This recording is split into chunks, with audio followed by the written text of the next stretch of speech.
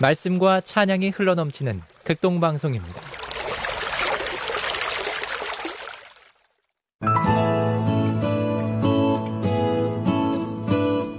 안녕하십니까. 말씀이 힘이 있어 흥왕하는 교회 신월 중부교회 최행강 목사입니다. 성경을 보면 너무 어려워서 도무지 이해하기 힘든 내용들이 많이 있습니다. 그런데 그 중에서도 가장 어려운 내용이 있다면 아마도 요한복음 6장에 나오는 생명의 떡에 관한 내용일 것입니다.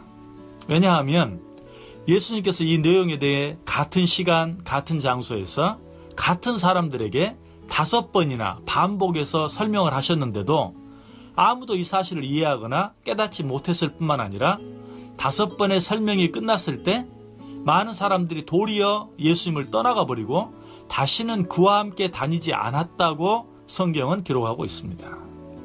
그렇다면 왜 예수님께서는 이 사실을 5번이나 반복해서 설명을 하셨을까요? 어떻게 해서든 사람들로 하여금 그 사실을 이해하게 하기 위해서였을까요? 아닙니다. 예수님께서는 처음부터 사람들이 이 내용을 도무지 이해하지 못할 것을 아셨습니다.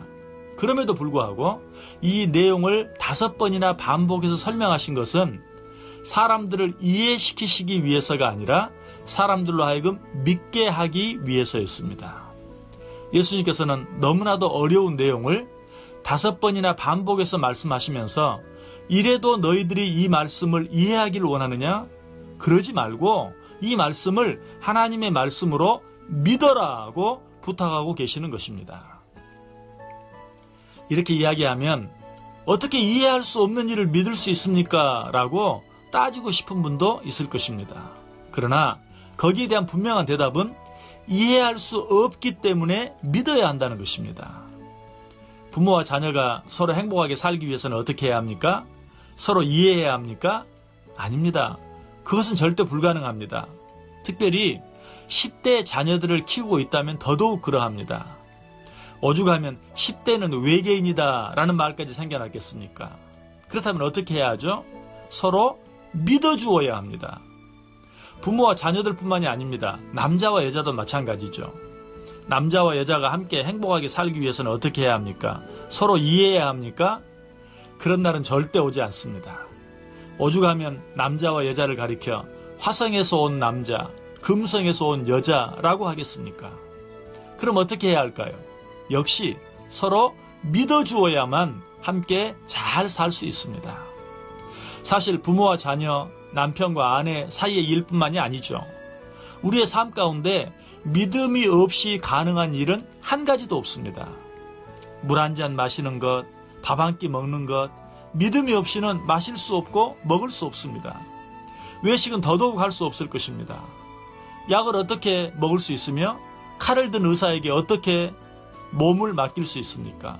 어떻게 차를 운전할 수 있으며 더더구나 다른 사람이 운전하는 차를 어떻게 탈 수 있습니까? 어떻게 그토록 소중한 내 돈을 은행에 맡길 수 있으며 시퍼런 칼을 든 이발사에게 여러분의 목을 맡길 수 있겠습니까? 이 모든 것들이 믿어줄 때만 가능한 것입니다. 믿지 아니하면 우리는 아무것도 할 수 없습니다. 믿음이 없이는 지금 내가 있는 곳에서 단 한 발자국도 뛸 수 없습니다. 내가 무엇인가를 할 수 있는 것은 그것을 해도 아무 일도 일어나지 않을 것이라고 믿기 때문입니다. 그러나 실제로는 이러한 내 믿음을 여지없이 무너뜨리고 많은 일들이 너무나 자주 일어납니다. 교통사고나 의료사고 등과 같은 각종 사고들은 말할 것도 없고 심지어는 은행 부도나 화폐 개혁 등으로 인해 확실히 믿고 은행에 맡긴 내 돈이나 집에 쌓아놓은 돈 뭉치들이 하루아침에 휴지조각이 되고 많은 일들이 빈번하게 일어납니다. 그럼에도 불구하고 우리는 다시는 그런 일이 없을 것이라고 또 믿고 같은 일을 반복하면서 합니다. 그런데 왜 유독 하나님의 말씀만 믿지 못합니까? 창세기 8장에 보면 땅이 있을 동안에는 심음과 거둠과 추위와 더위와 여름과 겨울과 낮과 밤이 쉬지 아니하리라는 말씀이 나오는데 인류 역사상 이 말씀이 단 한 번이라도 부도를 낸 적이 있습니까? 없습니다. 그런데 왜 사람들은 유독 하나님의 말씀만 내 머리로 이해가 되지 않는다고 해서 믿지 못합니까? 너무나 잘못된 것입니다. 하나님의 말씀이 내 머리로 모두 이해가 되어지면 그 말씀은 이미 하나님의 말씀이 아닙니다. 천지를 말씀 한마디로 창조하신 전능하신 하나님의 말씀이 피조물에 불과한 내 머리로 이해가 되지 않는 것은 너무나 당연합니다. 그러므로 우리가 이해되지 않기 때문에 믿지 않는 것이 아니라 이해되지 않기 때문에 더욱더 믿어야 합니다. 이해가 되는 것은 구태여 믿을 필요가 없습니다. 그냥 이해하면 됩니다. 그러나 이해가 되지 않기 때문에 믿음이 필요한 것입니다. 주님께서 말씀하십니다. 주 예수를 믿으라.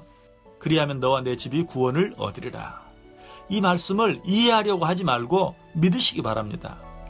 영접하는 자, 곧 그 이름을 믿는 자들에게는 하나님의 자녀가 되는 권세를 주셨으니 이 말씀 역시 내 머리로 이해하려고 할 것이 아니라 믿어야 합니다. 나는 부활이요 생명이니 나를 믿는 자는 죽어도 살겠고 무릇 살아서 나를 믿는 자는 영원히 죽지 아니하리라. 무슨 말인지 이해가 되십니까?